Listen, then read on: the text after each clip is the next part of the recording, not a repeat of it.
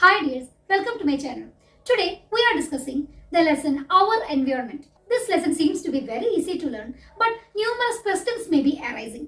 If you are knowing about the content very well, it will be very easy for you to solve all the questions. What is environment?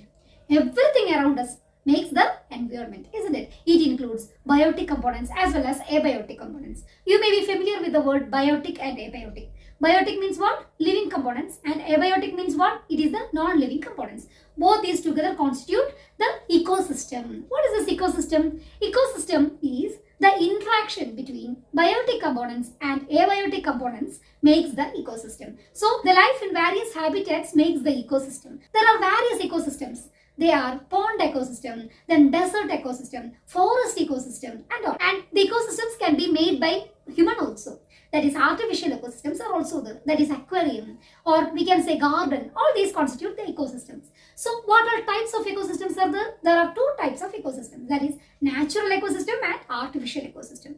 Natural ecosystems can be of two types. That is, life in water and life in land. So the natural ecosystems can be divided into two: aquatic ecosystem and terrestrial ecosystem. So in aquatic ecosystem, again we can part, that is life in salt water and life in fresh water. So that is marine ecosystem and freshwater ecosystem. So these are about the aquatic ecosystems. Then coming to terrestrial ecosystem, we can divide it as the life in forest, then life in deserts, life in grasslands, life in plains, life in savannas. Like that we can divide into many divisions. Okay. So these are about the natural ecosystem. We know various types of artificial ecosystems, namely aquarium, agricultural crops, garden. All these constitute the artificial ecosystem. We are going into deep in the ecosystem. That is, what all things can be seen in the ecosystem? Consider the pond ecosystem. So in the pond, what all things can be seen? Pond contains full of water. This water contains dissolved oxygen, makes the living organisms to survive. And the pond contains the plants, small plants can be seen. Algae can be seen. There may be various insects for eating this algae. And there may be fishes to eating these insects. Or there may be frog even to eat the insects. And we can see water lilies or lotus. All these constitute the pond ecosystem. So what all things are there in the pond? We can see biotic and abiotic components inside the ecosystem. So what are the components which can be seen in the ecosystem we are going to see? That is biotic components as well as abiotic components. Biotic components can be divided into two. First is the autotrophs. Autotrophs are the one which can make their own food, isn't it? They are called autotrophs. Green plants, algae, all these are examples. Then heterotrophs. What are heterotrophs? The organisms which depends on plants for their food. They are heterotrophs. It can be divided into two. They are consumers and decomposers. What are consumers? Which consumes are consumers. We are also included in this consumer. Consumers can be divided into three. What are they? Herbivore, carnivore and omnivore. You know the difference between herbivore, carnivore and omnivore, isn't it? The group of organisms which eat only plants are herbivores, and the organisms which are eating only the meat are called carnivore, and we people are omnivore. We used to eat both the plants as well as animals. So these are the three divisions of consumers. Then coming to decomposers. What are decomposers? Decomposers are the one which are able to convert the complex organic substance into inorganic substances. Then coming to abiotic components. Abiotic components can be divided into two. They are physical components and chemical components. What are the physical components? Consider pond again. Here in the pond, we can see water. And there may be air outside. Oxygen may be dissolved in the water to make it easy for the organisms to consume. And carbon dioxide may be released out. And there may be various minerals in the base of the pond which enables the plants to grow. So all these come under physical components. Okay. So water, air, minerals, all these come under physical components. What are chemical components? Chemical components can be of two types. That is organic components and inorganic components. To say hydrogen, oxygen, all these comes under inorganic, while proteins, fats, etc. come under the organic components. All these makes the ecosystem. Okay. Is there any role of decomposers in the ecosystem? Yes, decomposers plays a vital role in the ecosystem. Because of the presence of decomposers, the ecosystem is running smoothly. What do the decomposers do? The decomposers decomposes the complex organic materials into simpler inorganic substances. That is, if the animal or the plant died, it will be fall down, isn't it? It will be fall in the soil, and the decomposers act on them and they convert the proteins or starch into simple inorganic substances, so that these minerals will be easily available for the plants to take, and with the help of these minerals the plants will be able to grow further. If the plant is growing further, the consumers consume these, okay, then again it will be running. So we can say, because of the presence of decomposers, the environment becomes cyclic process. The environment or the natural ecosystem is cyclic. Autotrophs, consumers, decomposers are playing again and again, makes the environment to be in cyclic manner. Okay, so we can say the environment is cyclic. This question may be arising: how can we say that environment is a cyclic process? Okay, and one more thing, that is, in artificial ecosystem we have to clean it in between, but the natural ecosystem is the one which need not be cleaned again and again. Why? For example, aquarium. We used to clean aquarium frequently, but in the pond, should we clean the pond again and again? No. Why? Because the decomposers are there in the pond. But in the case of aquarium, there is no decomposers present. That's why we have to clean the artificial ecosystem, while the natural need not be cleaned. Okay. So these simple questions may arise, and it will be easy for you to answer if you know the content very well. Food chain and food web. What is food chain? We know biotic components contain two types.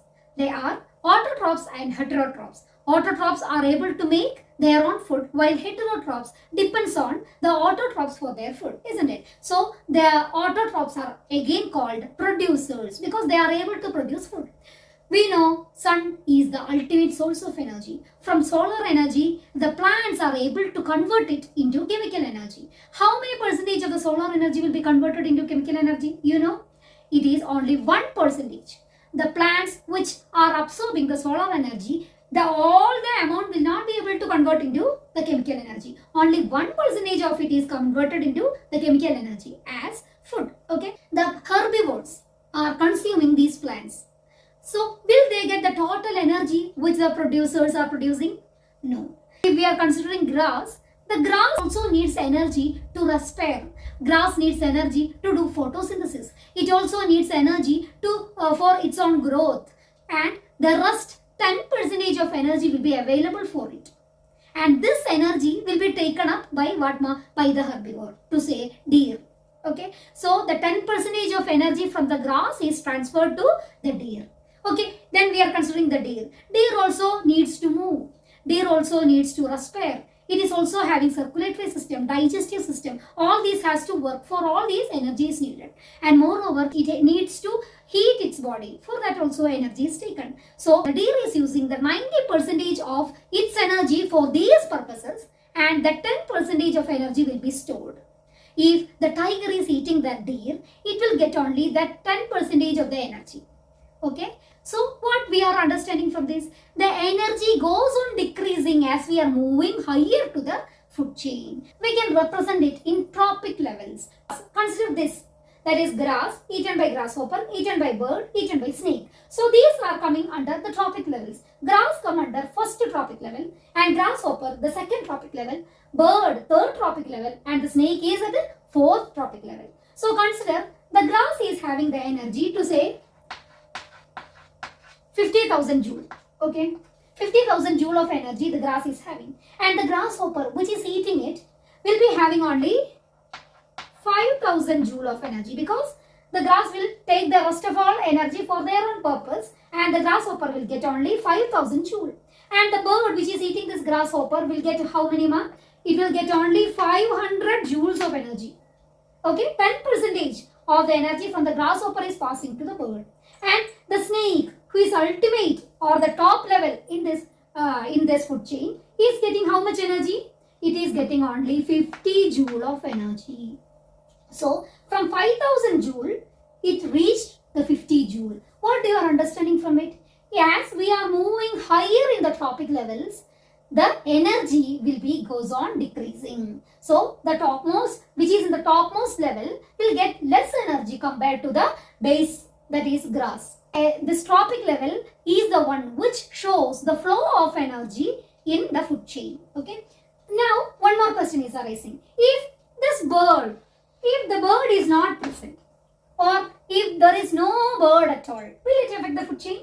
Sure, it will affect. That is, the grasshopper number will be increased because there is no bird for eating this grasshopper. So the number of grasshopper gets increased, or then so that the grass will be much more declined because the grasshopper goes on eating the grass and the amount of grass will be declined. And in the top level, the snake will not get any food. So the number of snakes also gets decreased. So if any one is absent in the food chain, it will affect the food chain in a dangerous manner. Okay. So this is one. And we can say one more. That is, the grass will be much more. The producers will be much more. And then grasshopper, then bird, then snake. It shows that there is a gradual decline not only in the energy but also in the number. See, the grass will be much more, but the snake will be very less in number because the energy is also getting less as well as the number. Those which are higher in the tropic level are very less in number compared to the lower one. Okay, this is also we are understanding for this food chain. Now we are going to see food web. What is food web? There is interconnection of the food chain. That is food web. That means consider this food web. That is seeds. Seeds will be eaten by squirrels. Squirrels can also eat small plants. Okay, so squirrels can eat both seeds and small plants. These squirrels will be consumed by both the cat as well as fox. Okay, the fox can eat squirrels and the cat also can eat squirrels. Similarly, the small plants and the grass will be eaten by rabbit. If grass is very less in number, the rabbit can eat small plants also. And the rabbit will be able to be eaten by fox and bear. So, if the squirrels are very less in number, the fox will be able to eat a rabbit.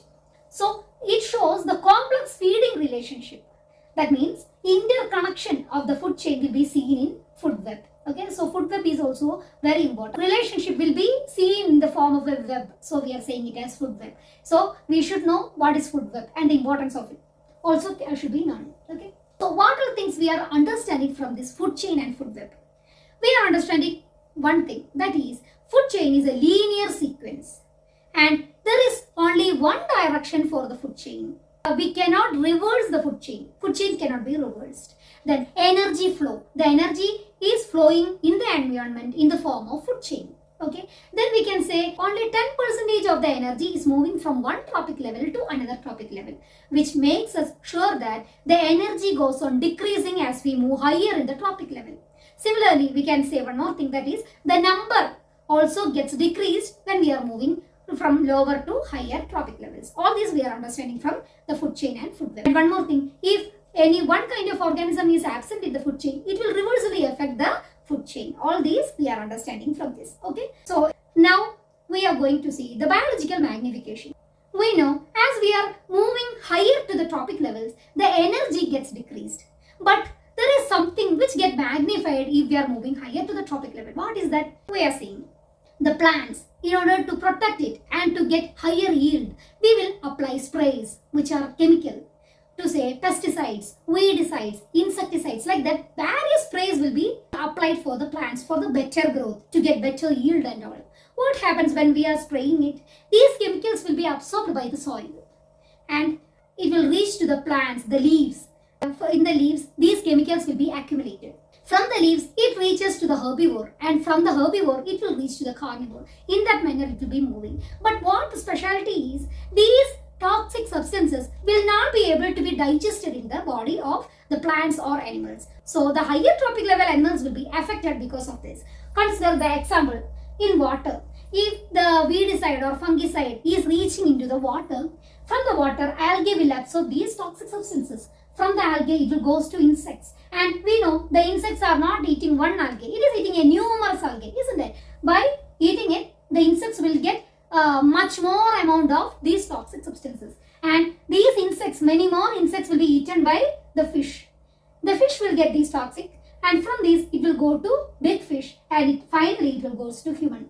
Human also will eat various big fishes, isn't it? So The toxic substances from all the body of these fishes will be accumulated in our body. So there is a risk for the animals in the higher trophic level because of the toxicity of the chemicals which we are applying. This is very important. This is said to be biological magnification.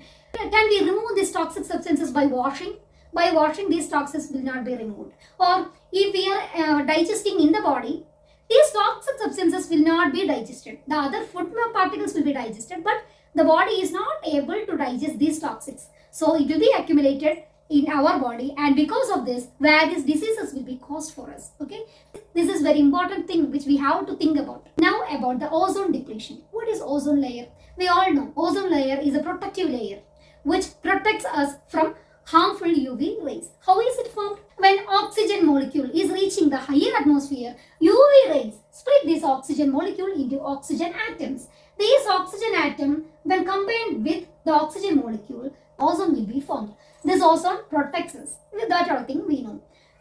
Now, we are understanding that the ozone layer is getting depleted, or the ozone layer is getting thinner, or even ozone hole is formed also. Why? What is the reason? It is also because of the toxic chemicals which we are producing and which we are emitting. Example, chlorofluorocarbon. For the refrigerators and all, chlorofluorocarbon is the essential chemical needed. And it will be, if we are producing it, it will be moving to the atmosphere. And when it is reaching the upper atmosphere, the chlorine atom will be separated from it. And this chlorine atom acts on the ozone layer and it splits the ozone into oxygen molecule. And ClO will be formed. If ClO is formed, it will again combine with the ozone layer. It will again combine with the ozone and forms Cl, chlorine atom again, and oxygen molecule. In fact, we can say the chlorine present in the chlorofluorocarbon is responsible for the depletion of the ozone layer. With one atom of chlorine, thousands of ozone molecules will be depleted in this manner.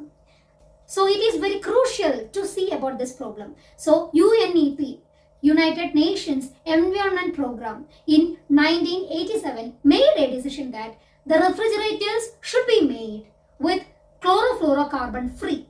CFC free refrigerators has to be made, and CFC production should be freezed. From that itself, nowadays we are getting refrigerators without CFC. Not only CFCs, there are various other gases which are able to split this ozone molecule, to say methane, then carbon dioxide, sulfur fluoride, and nitrous oxide, like various chemicals are able to form this depletion of ozone layer. So it is very important for us to see how we are destroying the environment for our own purposes. So we have to awake and we have to save our environment from these dangers. How can we save it? By management of garbage. The next section is how to manage the garbage. Now we understood the need for saving our environment. How can we save the environment? By disposing the garbage in the correct way. That is garbage waste. Garbage waste can be of two types, that is biodegradable substances and non-biodegradable substances. What is this biodegradable substances? The substances which can be degraded in the biological manner, that is bacteria or the decomposers, which are able to decompose the complex organic substance into inorganic form. The substances which can be degraded by this bacteria are said to be biodegradable. For example, food waste. Then we can say jute or cloth, cotton clothes, say paper. All these can be degraded within a short period of time by the decomposers. So we are saying it as biodegradable substances. But there are many other substances which cannot be degraded, and it will be there in our soil for years and years without any damage. For example, plastic, polythene paper, or synthetic clothes, or we can say glass and all. All these will not be degraded at all. It will be living there for years in the same manner. If it is depositing more, it will affect the aquatic life and terrestrial life like that. These substances are called non-biodegradable substances.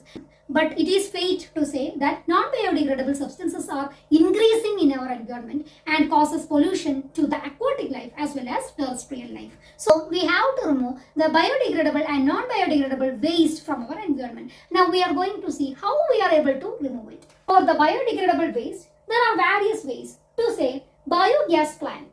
What is this biogas plant, it will be able to convert the waste substances such as cow dung or food waste or any other waste into energy, any form of energy it will be able to convert. Then sewage treatment. The water which is coming through the drain may be polluted, and these drain waters have to be gone for sewage treatment, and non-toxic water has to be allowed to pass through the rivers so that aquatic organism or freshwater organisms will be escaped from the danger. Then compost. We know the compost already. What is compost? We are converting the food waste into manure by compost. Have you heard about vermicompost and all? All these come under this. Then about the non-biodegradable waste. How can we dispose it? We can convert it with the help of 3R. What is this 3R? Reduce, reuse and recycle. What is reduce? We have to reduce the production of non-biodegradable substances. For example, if we are taking a cloth bag with us, we need not buy for the polythene bag. So, if not only us, all the people are thinking in that manner, this polythene bag consuming will be reduced. So, that is reducing.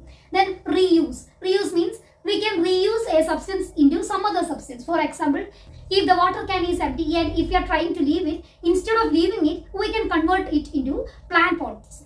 So that there is no need for us to buy a plant pot. At the same time, the water can will be in a form of a useful manner. So this is reuse. Then recycle means what? Recycle means we have to convert it again into the same form. For example, paper industries. The waste paper will be converted into new paper. Or we can say glass industries. All these will convert the old one into the new one. That is recycle. By all these, we can reduce the consumption of non-biodegradable substances. The next one is incineration. Means what? If it is dumping in a high manner, we have to make it fire. That is, if we are allowing it to heat at very high temperature, it will be reduced into the lower form. Even though it is pollution for the environment, there is no other way for removing it. For example, hospital waste. How can we convert it into another form? Only by ashing it. That is ash process. By all these ways, we can make our environment pollution free and we can preserve our environment for the future. By this, I am concluding it. We will see the in-text questions and exercise questions in the next section.